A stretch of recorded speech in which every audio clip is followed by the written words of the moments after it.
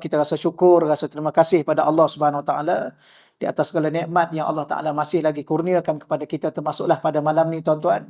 Allah masih lagi memberi izin untuk kita sama-sama beribadah kepada Allah ya di rumah Allah. Saya selalu ulang tuan-tuan sekalian supaya saya sendiri dan tuan-tuan merasai di saat Allah masih izinkan kita datang ke rumah Allah beribadah kepada Allah. Inilah nikmat yang paling berharga daripada apa? Daripada umur yang berbaki. Berapa lagi tuan-tuan baki umur kita? Wallahu a'lam, kita sendiri pun tak tahu, mungkin 1 hari, mungkin 2 hari, maka yang berbaki ini, inilah nilai-nilai hidup di akhir umur kita untuk bertemu dengan Allah di akhirat nanti. Dan kita sangat berharap tuan-tuan, di saat Allah izinkan kita menjadi tetamu Allah, Allah juga akan menyambut kita menjadi tetamu Allah di akhirat nanti dalam syurga Allah, insya-Allah. Baik tuan-tuan, malam ni saya bagi tahu pada Al-Fadhil Ustaz Ustaz Hashim ni, saya tadi ada tetamu di rumah pukul 7 tak balik lagi. Kita nak pergi mengajar, akhir sekali dia balik jugalah. Tak adalah tuan-tuan, bukan nak tu. Jadi cepat-cepat tadi ambil kitab, salah kitab Ustaz. Salah kitab. Tapi tak apalah, kitab yang salah tu saya letak dalam keretanya. Jadi saya nak baca yang ni tuan-tuan. Ustaz Hashim kata janji ilmu. Sebab kita pun bukan mengaji kitab, mengaji ilmu yang ada dalam kitab. Okeylah. Tak apalah, walau bagaimanapun tuan-tuan, malam ni saya bawa satu perbahasan berkaitan dengan tauhid amali. Tauhid amali. Saya pernah sebut pada tuan-tuan pada pengajian yang sebelum daripada ini, perbahasan ilmu tauhid ada 2. Satu dibahas dari sudut nazari. Nazari ini ialah perbahasan ilmu tauhid dari sudut memahamkan akal kita agar akal kita tidak tersalah faham tentang Allah, khususnya berkait dengan ketuhanan Allah Subhanahu Wa Taala. Tauhid nazari ialah tauhid secara teori, perbahasan akal. Satu lagi perbahasan tauhid dinamakan tauhid amali. Ya, atau dengan kata lain tuan-tuan sekalian, tauhid untuk menghayati tauhid, hidup bertauhid. Tapi buku yang saya bawa ni dia tulis menjiwai tauhid. Tauhid itu di sini tuan-tuan, di hati saya, di hati tuan-tuan. Sebagaimana iman juga di hati.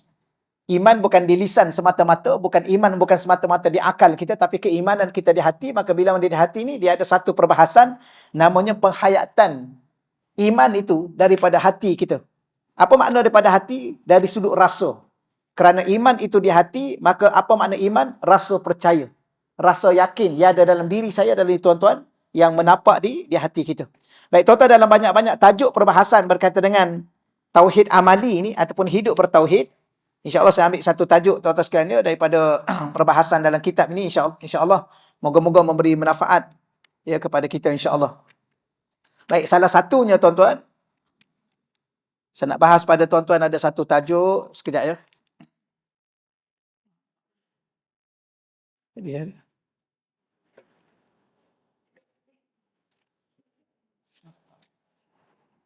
Baik, di bawah perbahasan wahdaniyah.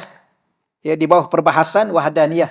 Saya bawa contoh dulu pada tuan-tuan bagaimana perbahasan dari sudut nazari. Nazari ini ialah teori akal. Tuan-tuan, kadang-kadang akal kita ni mungkin ada waktu-waktu tertentu tersalah faham tentang Allah. Akal ini. Ya, tambah-tambah yang kalau merasakan akal itu mungkin diberi kebijaksanaan oleh Allah, maka kadang-kadang dia berfikir di luar batas-batas yang selayaknya bagi Allah Subhanahu Wa Taala. Maka saya ambil satu perkara, bila mana kita bertuhankan Allah, Allah adalah Tuhan yang esa. Baik, dari sudut akal kita memahami begini tuan-tuan. Allah itu Tuhan yang Maha Esa, iaitu wahdaniyah dalam bahasa Arabnya. Berarti, apa makna wahdaniyah? Wahdaniyah berarti kita menafikan berbilang-bilang pada zat Allah. Menafikan berbilang-bilang pada sifat Allah dan menafikan berbilang-bilang pada perbuatan ataupun af'al Allah Subhanahu Wa Taala. Apa maksudnya? Zat Allah, zat yang tunggal, zat yang esa. Diri Allah, diri yang tunggal, diri yang esa. Ya, tidak diri itu, orang panggil apa? Berbilang-bilang atau tersusun-susun, ataupun dengan kata lainnya, kita nak kata apa dalam bahasa yang mudah tuan-tuan sekalian ya? Kalau dalam bahasa mudah, apa makna esa? Tunggal. Apa makna tunggal? Tidak berbilang-bilang. Apa makna tidak berbilang? Satu-satunya. Dialah Tuhan. Tiada Tuhan melainkan Dia. Itu bahasa mudah. Yang kedua, dia esa pada sifat. Maknanya Allah, contoh saya bawa satu tuan-tuan, Allah ni bersifat dengan kudrah. Dan kudrah Allah ni ada satu saja. Ia tidak berbilang-bilang. Tidak ada dua kudrah. Saya bawa contoh pada tuan-tuan. Allah cipta langit dengan cipta bumi daripada sifat Allah yang esa. Sifat kudrah yang esa. Bukan kata Allah cipta langit dengan sifat kudrah yang pertama, Allah cipta bumi dengan kudrah yang kedua. Ada berapa Allah bersifat dengan kudrah? Ada dua kudrah. Itu tidak. Boleh tuan ya? Kecepat sangat ni. Macam tuan-tuan, kadang-kala tuan-tuan ni angkat sesuatu dengan tenaga. Tenaga yang mana? Kadang-kala tenaga daripada minum tungkat ali ke apa? Kadang-kala tenaga daripada makan roti canai. Tuan-tuan boleh faham? Ni contoh dia, analogi. Kadang-kadang kita letih, kita penat, kita lesu, kita tak makan. Kemudian adalah orang belanja kita roti canai banji, ya. Minum teh tarik. Kemudian ada rasa tenaga. Ada tak rasa? Rasa bertenaga. Kadang-kadang kita tak makan, kita tak minum, tapi ada orang ni tuan-tuan dia belanja kita makan. Apa? Apa selain daripada roti canai lah. Ataupun dia minum apa? Minum power root. Betul ya? Ada bertenaga sikit. Mana bertenaga? Tongkat ali ke power root? Contoh ni tuan-tuan. Contoh ni banyak. Kalau tuan-tuan nak contoh lain pun boleh juga. Ya, kadang-kadang orang tak minum, tak makan, tapi dia makan vitamin yang menambahkan tenaga dia. Suplemen ke apa. Apa-apalah tuan-tuan menambahkan tenaga. Jadi tuan-tuan ni angkat berat, angkat sesuatu benda dengan tenaga yang mana? Tenaga hasil daripada makan, atau hasil daripada minum, atau hasil daripada suplemen yang ada. Daripada mana? Jadi tenaga kita ni banyak sumber. Kudrah kita ni. Allah tidak perlu makan, Allah tidak perlu minum, Allah tidak perlu suplemen, Allah tidak perlu Allah sedia berkuasa. Dan kuasa Allah itu hanya satu. Sebab itulah yang sebenar-benar berkuasa hanya Allah. Selain Allah tidak berkuasa. Itu kalau kita bahas secara akal kita. Jangan pernah diri tuan-tuan rasa hebat juga aku ni. Tuan-tuan pernah rasa tak? Tak pernah ya? Baguslah tuan-tuan ni. Ada orang dia duduk seorang-seorang, kuat juga aku ni. Tak pernah. Jangan pernah rasa kuat, jangan pernah rasa bertenaga, jangan rasa berkuasa daripada diri kita. Kerana apa? La haula wala quwata illa billah. Kerana yang berkuasa hanya Allah. Ini contoh tuan-tuan perbahasan mudah dari segi akal. Tapi saya tak nak bahas yang ni pada tuan-tuan malam ni. Tidak. Ya, saya nak bahas dari segi tauhid amali. Itu perbahasan ringkas lah tuan-tuan sekalian. Ke tuan-tuan ada soalan apa-apa? Ya, Allah ni wajib pada akal kita mesti satu. Mesti tunggal. Mesti esa. Tak boleh dua. Ya. Kenapa ada orang tuan-tuan di luar sana mengatakan Tuhan ni bukan dua, tiga. Bukan tiga. 3,000 ada yang katakan. Ini maknanya, minta maaf tuan-tuan ya, kalau saya tersilap bahasa tolong tegur saya. Orang yang mengatakan Tuhan lebih pada satu, akal dia tak waras.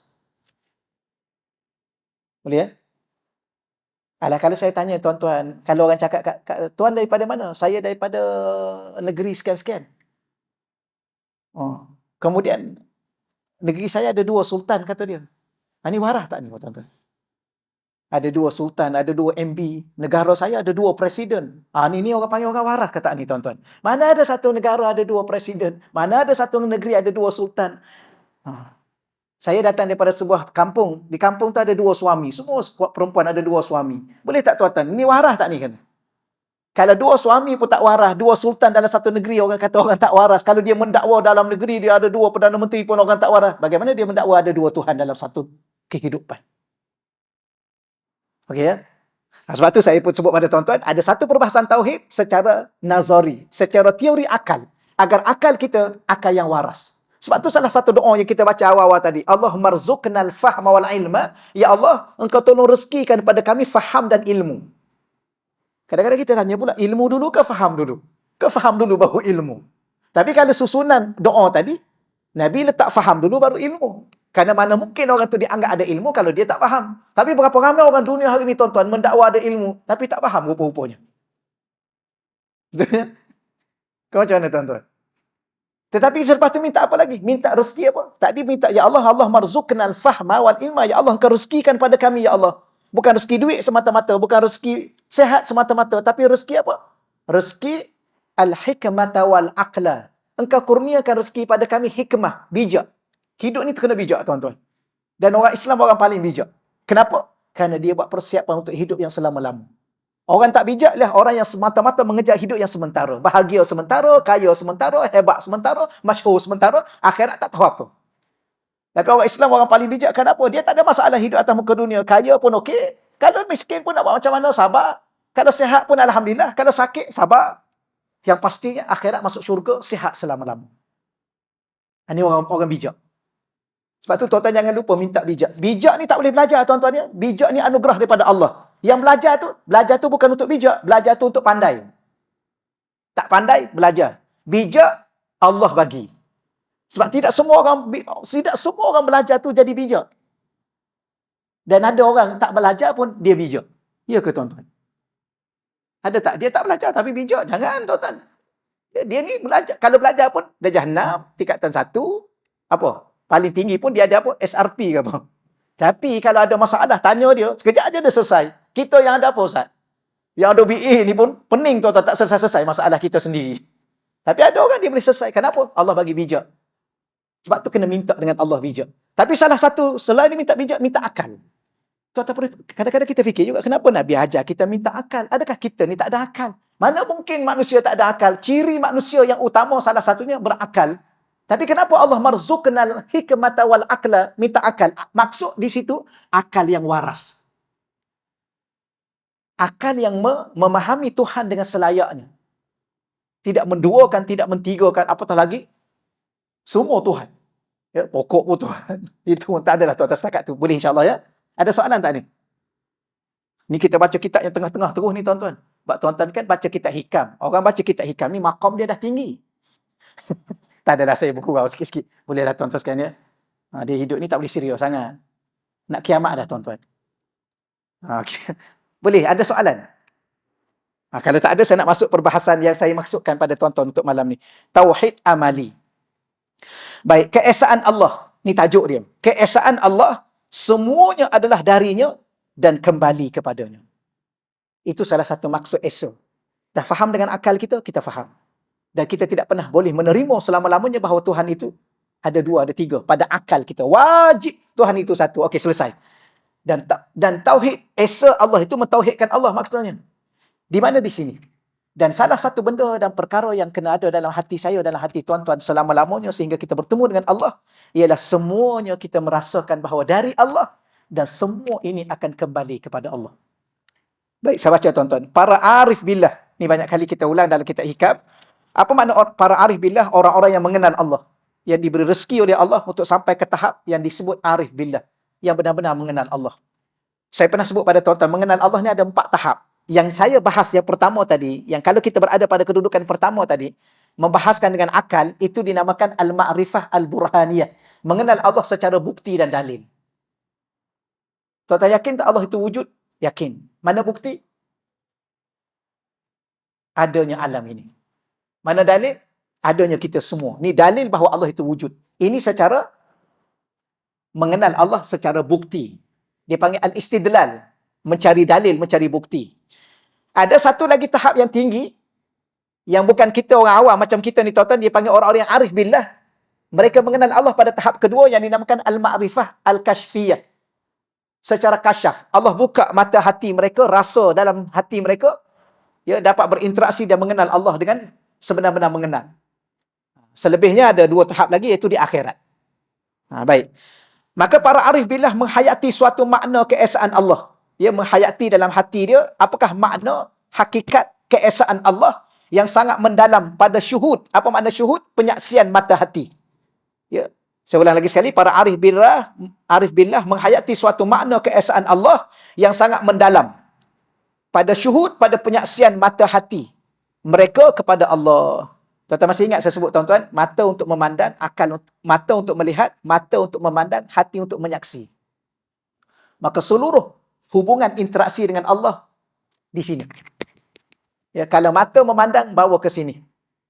Akal memikir, bawa ke sini. Tapi orang dulu dia kata apa? Dari mata turun ke hati. Apa dari mata turun ke hati? Jatuh cinta ke apa? Cinta ni tuan-tuan tak tahulah kenapa orang kita guna jatuh cinta ya. Ni selingan sikit boleh lah ya. Sebenarnya cinta ni dia bukan jatuh. Cinta dia lah yang membangkitkan. Kenapa dia kata jatuh cinta? Satu bahasa jatuh. Ya. Adakah kerana orang yang telah bercinta jatuh tak tahu kenapa jadi apa tu? Sebenarnya dengan cinta itulah manusia bangkit. Cinta Allah, cinta Rasul, cinta isteri, cinta suami. Itulah memberi semangat. Bukan menjatuhkan, menaikkan. Tak adalah tu tuan, tu selingan sikit. Tapi nak bagi tahu bahawa Hati ni, dia menyaksi. Mata, dia melihat, akal memandang. Kata ulama, kita dengan Allah, lihat segala ciptaan Allah, fikir dengan akal kita, saksikan dalam hati kita. Maka sebenarnya Allah di sini. Tauhidnya, imannya, takwanya. Okey. Maka tenggelam dalam lautan syuhud, iaitu ahadiyah, menyaksikan keesaan Allah. Mereka, para arif billah, bukan setakat mereka menghayati keesaan Allah dalam hati mereka yang begitu sekali mendalam dengan penyaksian mata hati mereka, bahkan mereka tenggelam dalam lautan keesaan Allah. Tuan-tuan, ni bahasa ya, bahasa. Dipanggil apa? Lautan ilmu. Apa lagi diguna lautan ya? Lautan kasih. Ada lagi? Ya, tuan-tuan duk guna kehidupan, nak menggambarkan betapa luasnya sesuatu itu. Lautan ilmu. Apa lagi? Lautan kasih. Ada? Jawablah sikit, tuan-tuan. Salah satu lautan dinamakan lautan keesaan. Ada orang, tuan-tuan, dia tenggelam dalam lautan keesaan Allah. Bahawa seluruh yang dia pandang, apa yang dia dengar, apa yang dia fikir, apa yang dia rasa, apa yang dia lihat, ke mana dia pergi, dalam keadaan situasi mana pun sekalipun, dia tidak pernah terlupa sesaat pun bahawa dia adalah dengan Allah. Dengan izin Allah, dengan kehendak Allah, dengan rahmat Allah, dengan taufik Allah, dengan hidayah Allah, dengan redha Allah, dengan segala-galanya. Lepas tu kalau kita tanya betul-betul, tuan-tuan sekalian, banyak kali saya tanya tuan-tuan, ya, benda yang paling ringan pada diri kita, apa yang tuan-tuan? Benda yang paling ringan. Berkelip. Berkelip. Tuan-tuan pernah rasa tak tuan-tuan pernah berkelip? Kadang-kadang dia berkelip. Tuan-tuan pun tak tahu dah. Sebab tu saya tanya, tuan-tuan berkelip berapa kali hari ni? Tapi banyak tak? Banyak. Ada rasa dia berhenti tak berkelip? 5 minit, ada? Saya ni dah 5 minit ustaz tak berkelip ni. Ni inna lillah wa inna ilaihi raji'un. Itulah jawapan dia. Tapi masalahnya dia cakap kat kita, saya ni dah 5 minit tak berkelip. Tu kena tanya dia, hidup lagi ke tak? Berkelip. Siapa yang urus? Allah. Jantung, tuan-tuan. Tuan-tuan rasa tak jantung tu dia berdenyut? Satu saat berapa? 1 minit berapa? Ada doktor tak kita nak tanya ni? Laju, tuan-tuan. 1 minit dapat berapa? 60. 1 minit memang 60 saat. Jantung kita berdenyut?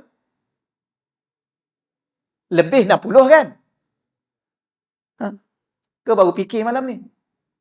Saya pun tak kisah sangat, ustaz. Janji dia jalan. Sebab saya tahu kalau dia tak jalan, saya yang jalan. Siapa yang urus? Allah. Isteri yang kata sayang kat kita tu pun, kalau kita suruh dia urus jantung kita, dia pun tak sanggup. Tak masak dia, tuan-tuan, kalau dia urus jantung kita. Sebab dia tinggal sekejap, mati kita. Tuan-tuan yang kata sayang pada isteri, tuan-tuan pernah urus hembusan nafas isteri, siap hembusan tiap tarikan apa? Ada? Ya, tiba-tiba kita terlupa, tuan-tuan sekalian, 5 minit dia tak menafas kawan tu. Mati dia, tuan-tuan. Habis yang kita boleh hidup sampai hari ni, jantung kita berdenyut, nafas kita hembus dan tarik, mata kita masih berkelip. Siapa dia? Allah. Tapi masa makan ingat Allah? Mana dia ingat Allah? 3 pinggan, 1 patah alhamdulillah pun tak keluar. Ini berapa kali dah hari ni? Hari ni hari apa? Hari Senin. Nasib baik puasa. Semalam. Berapa rumah semalam? Rumah terbuka. 5. Balik-balik ada nak kata alhamdulillah. Sedaplah makan kat situ. Sedap makan kat sini. 1 patah alhamdulillah. Ni ada orang kalau dalam diri dia tak ada tauhid. Tapi di luar sana ada seorang manusia yang berada pada kedudukan arif billah.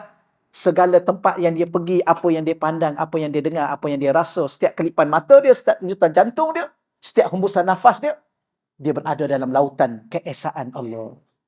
Dengan apa? Di sini.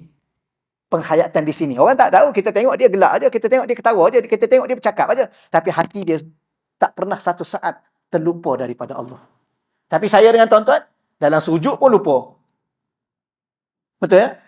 Tadi nasib baik dah ada imam. Kalau kita solat kat rumah, 3 ke 4? Tuan-tuan saya sama dah saya pun. Ustaz pun sama juga. Ya dah, ustaz kan bukan malaikat, orang juga. Jadi sama lah. Kadang-kadang saya mengaku, tuan-tuan, ada seorang tu, satu tempat. Di satu surau. Masa minum, lepas kuliah ni masa minum.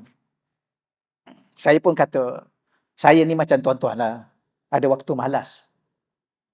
Ya. Tuan-tuan ingat ustaz selalu rajin? Tak. Saya cakap kat dia macam tu. Dia cakap apa tuan-tuan? Ada seorang tu. Dia kata sepanjang saya duk bermuamalah dengan ustaz-ustaz ni, dia kata ustaz lah seorang yang mengaku macam ni, kata dia.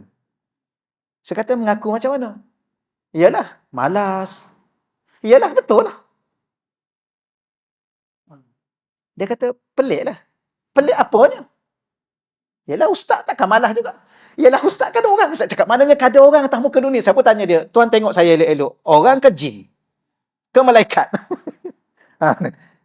Dia kata macam orang. Bukan macam orang. Orang lah. Saya cakap orang lah. Maknanya kita kena betulkan pemikiran kita. Malas tak? Malas. Habis kenapa? Nak tanya kenapa? Dah malas. Itulah hakikat diri kita. Apa tuan-tuan? Lalai tak? Lalai. Masa solat kadang-kadang bertanya tak? Rakaat kedua ke ketiga? Pernah tak? Pernah.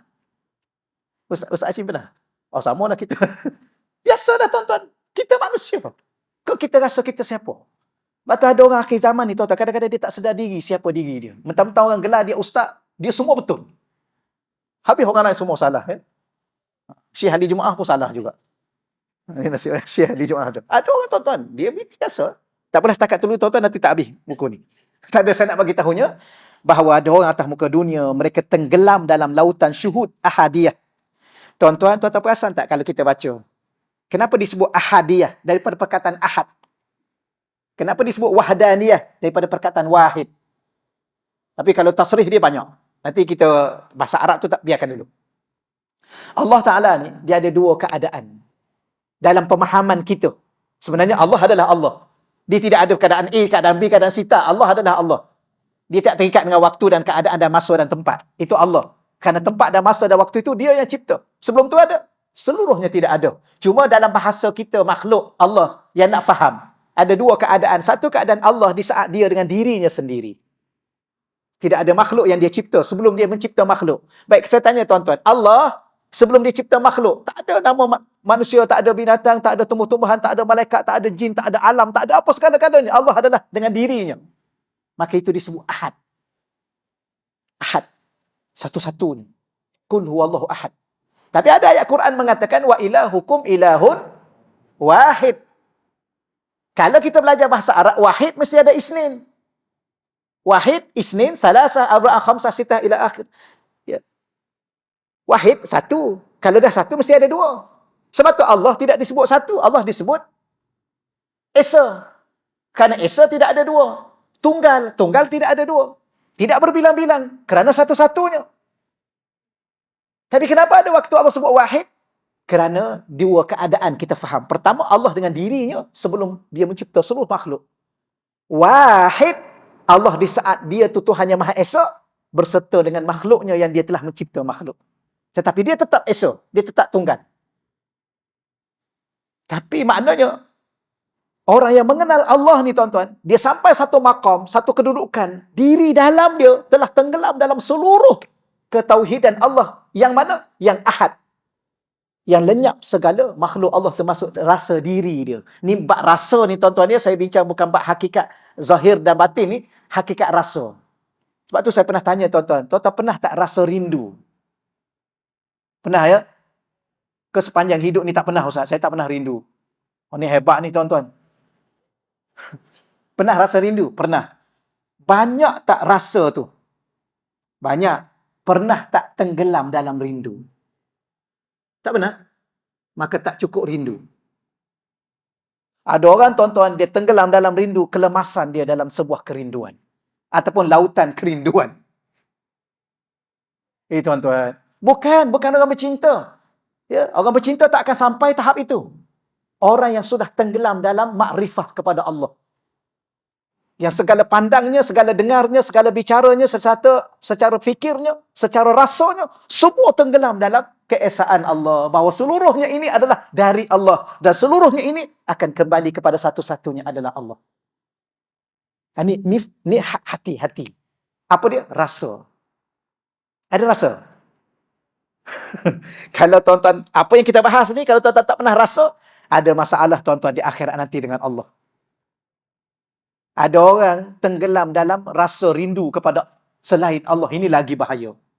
Ada tuan-tuan, ada orang menangis. Kenapa? Rindu. Rindu kat siapa? Rindu kat suami. Rindu kat isteri. Rindu kat anak-anak. Rindu kat ayah. Rindu kat kawan-kawan. Okey ya? Tapi kenapa tidak pernah merasa rindu kepada Allah? Tak pernah rindu Allah. Ada orang rindu pada suami menangis. Berapa ramai isteri menangis rindu kat suami. Suami kata nak pergi seminggu, rupanya dah tambah seminggu lagi. Adakah macam tu ya?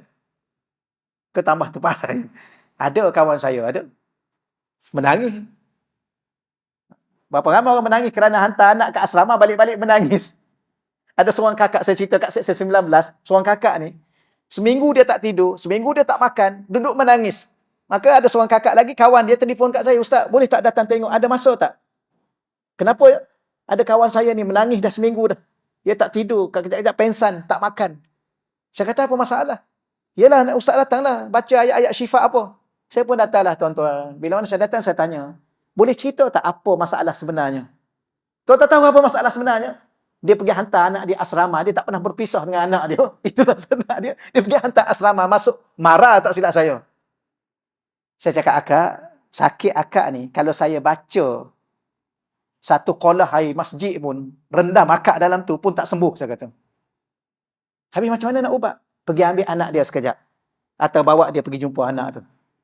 Minta izin dengan pihak sekolah pula, baliklah satu hari." Itulah ubat dia. Maknanya ada seorang ibu begitu sekali rindu pada anaknya sampai pensan. Tak pernah rindu Allah sampai pensan. Inilah lagi kita sedang cerita ni. Kerana kita tidak memahami hakikat bahawa seluruhnya ini dari dia, dan suatu hari nanti kita akan kembali kepada dia. Sebab tu jangan pernah lupa dia. Terutamanya di saat kita menghadap dia kepada Allah. Iaitu Allah Subhanahu Wa Taala. Baik, kita teruskan lagi. Mana tadi? Lalu menghayati keagungan mereka, iaitu orang arif billah. Moga-moga tuan-tuan doalah, ya Allah, kau jadikan kami ni, ya Allah, orang-orang yang atau diizinkan olehmu, ya Allah, untuk berada pada kedudukan orang yang benar-benar mengenalmu, ya Allah. Boleh doa tuan-tuan. Cara paling mudah ialah minta dengan Allah. Kerana hanya Allah yang berhak memperkenalkan dirinya kepada sesiapa yang dia nak. Macam kita lah, orang nak kenal kita. Kadang-kadang kita pun tak nak kenal dia pun. Dia nak kenal, okey lah. Tapi kita tak nak kenal dia.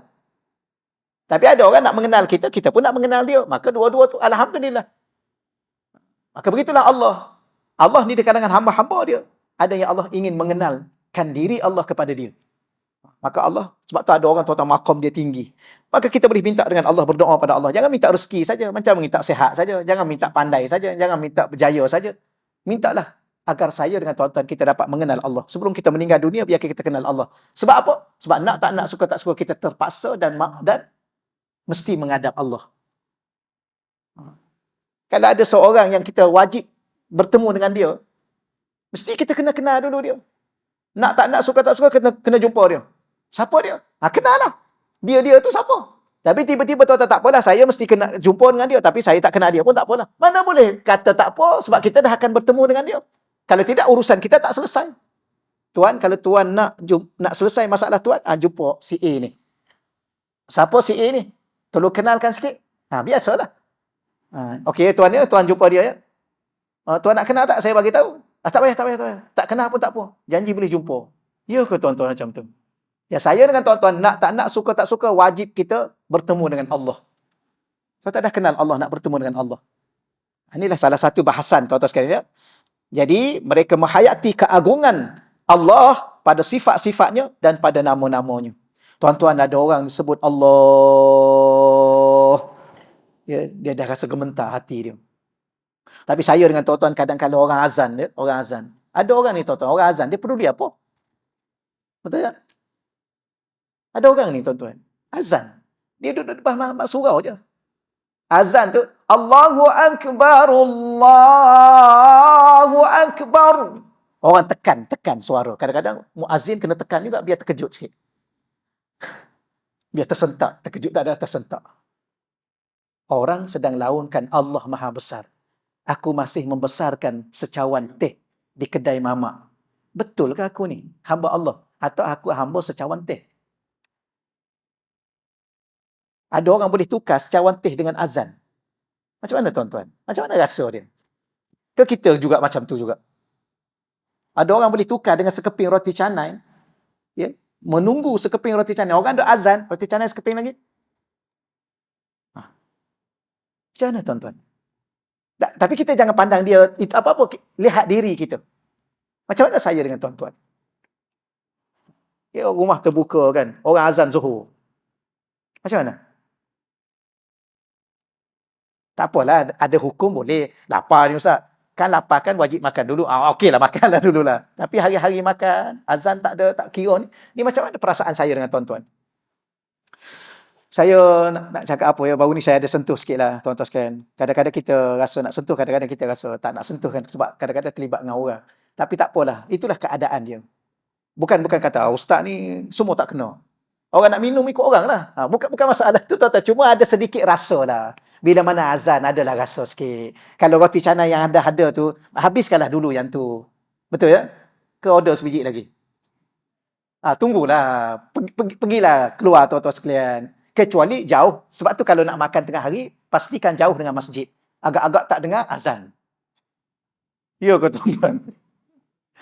Tapi tiba-tiba bunyi kat sini pula dah. Ya Allah. Tuan-tuan tutup awal-awal. Jangan dengar langsung. Atau okeylah.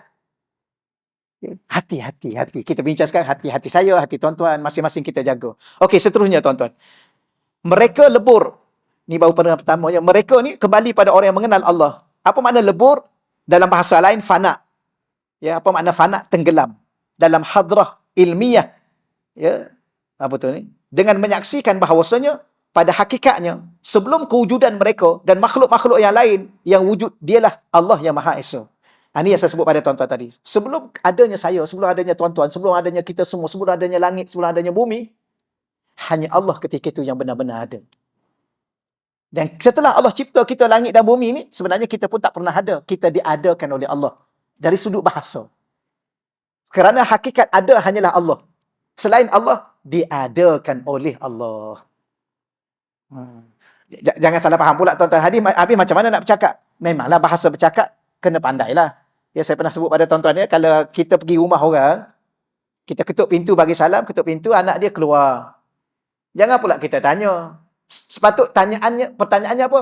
Ayah ada? Nanti mentang-mentang belajar tauhid, ayah dia ada kan? Tak adalah tuan-tuan, itu bahasa bercakap je lah. Anak dia, ataupun kita pergi tanya, anak dia keluar, ayah ada? Anak dia mengaji tauhid, ayah tak ada, tapi ayah diadakan. Ini memang makom tinggi lah. Ini wali apa tak tahulah ni. Tapi bahasa bercakapnya ada. Tuan ada, saya ada. Pokok-pokok ada. Malaikat ada. Tapi hakikat yang sebenar-benar ada adalah Allah. Selain itu, yang diadakan oleh Allah. Apa nama? Yang dicipta oleh Allah.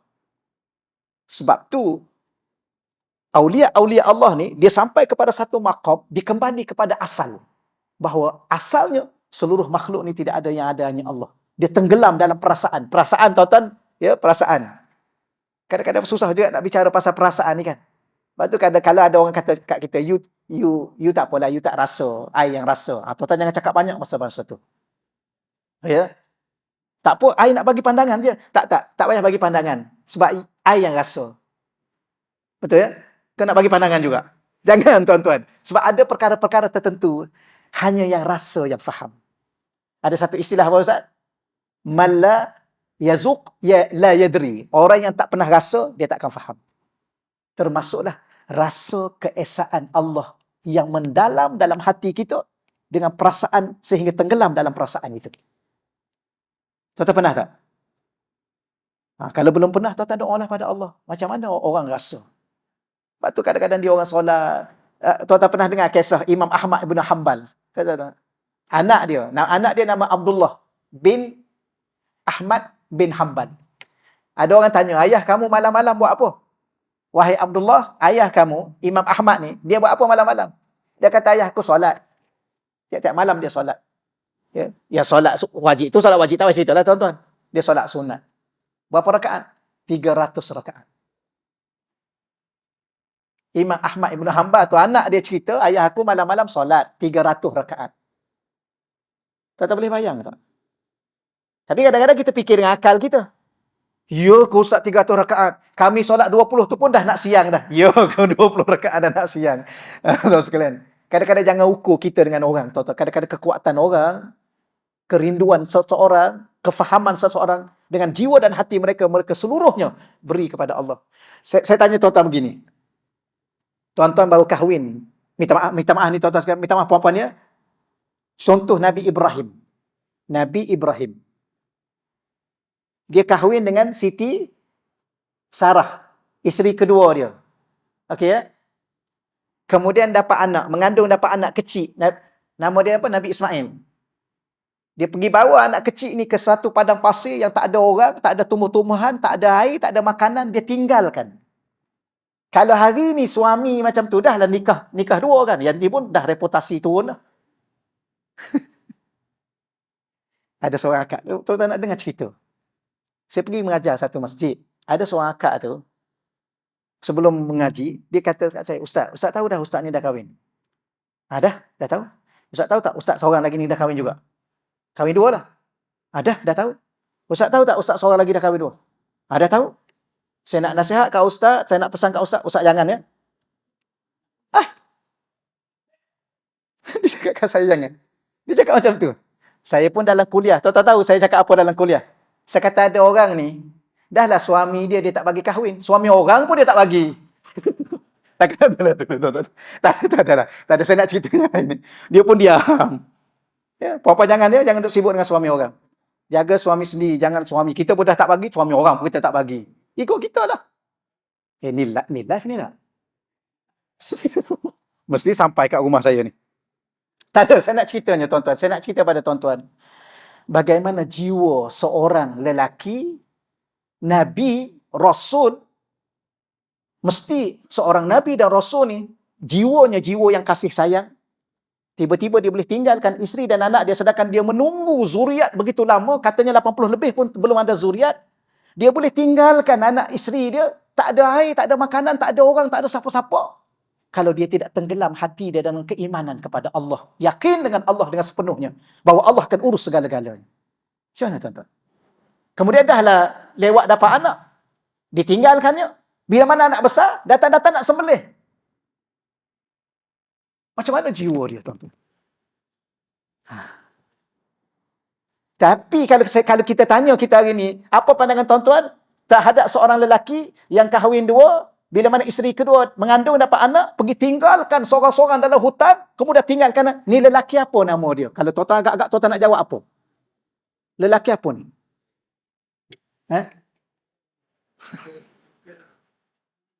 Macam-macam bahasa lah keluar tuan-tuan, tambah-tambah netizen yang ada hari ni. Mesti dia makin hamun Nabi.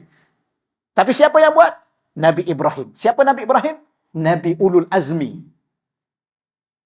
Siapa Nabi Ibrahim? Bapa kepada keturunan Nabi kita Muhammad sallallahu alaihi wasallam.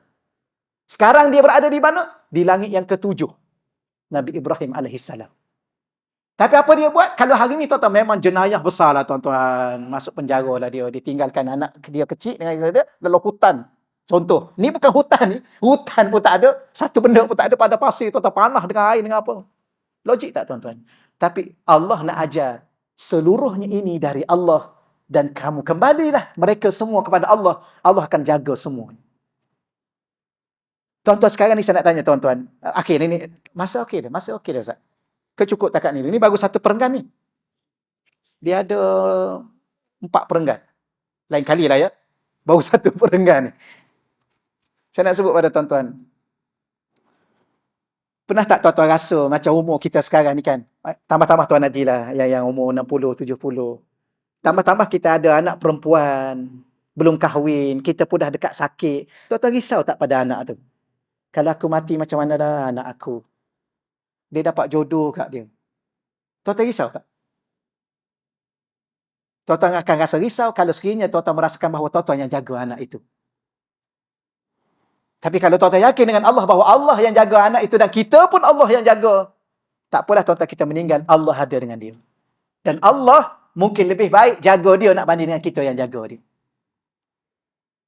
Tapi sekarang risau tak? Risau. Saya sekarang saya rasa risau. Baru ni bulan Ramadan ni saya mimpi mati. Mimpi mati Ustaz, mimpi mati. Saya tidur sekejap. Kemudian rasa naik dah, rasa tercabut keluar, pergi naik ke langit.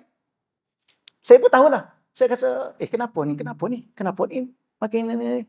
Siapa tu? Oh, dah mati rupanya. Mati tuan-tuan. Mimpi. Kalau tidak, tak ada malam ni. Mimpi. Oh, macam ni mati. Saya kata. Oh, macam ni mati. Kalau macam ni sedap juga. Sebab balik jumpa Allah. Tidak ada saat kita tu, baru kita duduk baca-baca kitab ni. Ni mimpi lah tuan-tuan, tak boleh jadi dalil ya. Sekadar iktibar. Tak boleh jadi dalil. Jangan duk cerita merata pula contohnya kan. Tapi live macam ni payahlah ni. Tak adalah saya sekadar cerita mimpi. Mimpi tak boleh jadi dalil. Tapi saya rasa, mimpi mati. Tuan-tuan pernah mimpi mati? Cubalah mimpi sekali. Ya? Macam ni mati. Rupanya mati ni balik jumpa Allah lah. Betul lah dalam kitab-kitab tu ulama kata dia rindu untuk mati. Macam ni rupanya. Kemudian dia sekejap sedar. Belum lagi. Tuan-tuan. Tapi bila mana kita mimpi mati, psikologi kita jadi lain. Ya Allah, kalau aku mati betul lah, macam manalah anak aku yang kecil-kecil ni. Fikir Ustaz. Saya cakap, macam manalah anak aku dia kecil lagi. Tuan-tuan, saya pernah hidup tak ada ayah. Saya umur 20 tahun, ayah tak ada. Memang orang panggil hati kita lain tuan-tuan dengan budak-budak lain. Sebab tu anak yatim ni, Nabi pesan sangat jangan herdik anak yatim sebab jiwa dia lain. Jadi bila mana begitu kita tak nak anak kita ni sama macam kita tak ada ayah. Jadi kita duk fikirlah. Tapi bila mana kita belajar tauhid, maknanya tauhid kita rapuh, nipis. Sepatutnya yang paling kita kena bimbang siapa tuan-tuan? Diri kita. Adakah kita balik jumpa Allah, Allah redha dengan kita? Ini sebenarnya. Tapi kita risau nak tinggal isteri kan? Tak risau. Kalau kita meninggal dunia kan kita tinggal isteri. Ada rasa bimbang tak? Macam manalah isteri saya? Dulu saya yang urus dia gini-gini. Macam manalah dia nak hidup? Tuan-tuan pernah fikir tak? Pernah ya? Tuan-tuan suami yang bagus. Saya tak fikir Ustaz, saya mati-mati je lah. Isteri saya ikut dia lah. Dia muda lagi, dia kahwin je lah. Aduh, suami ni dia tak bertanggungjawab tuan-tuan. Iyalah dia akan kahwin. Itu kahwin lah. Tapi sebelum mentara kita ni, kita kena fikirlah. Macam mana dia hidup lepas pada ni. Tapi itulah jiwa seorang suami yang penyayang. Tapi nak bagi tahunya, rupa-rupanya yang paling kita kena bimbang di saat kita nak meninggal dunia diri kita. Adakah tauhid kita sudah selesai dengan Allah atau masih terselit syirik kita dengan Allah? Kenapa? Karena kita masih merasakan diri kita. Jaga itu, jaga ini, kawal itu, kawal ini, uruh itu, uruh ini. Sedangkan selama ini pun, diri kita sendiri pun Allah yang urus. Wallahu'alam. Okeylah tuan-tuan ya. Okeylah, tu ngaji dia tak perlu banyak sangat. Ada soalan? Ada? Puan-puan ada soalan?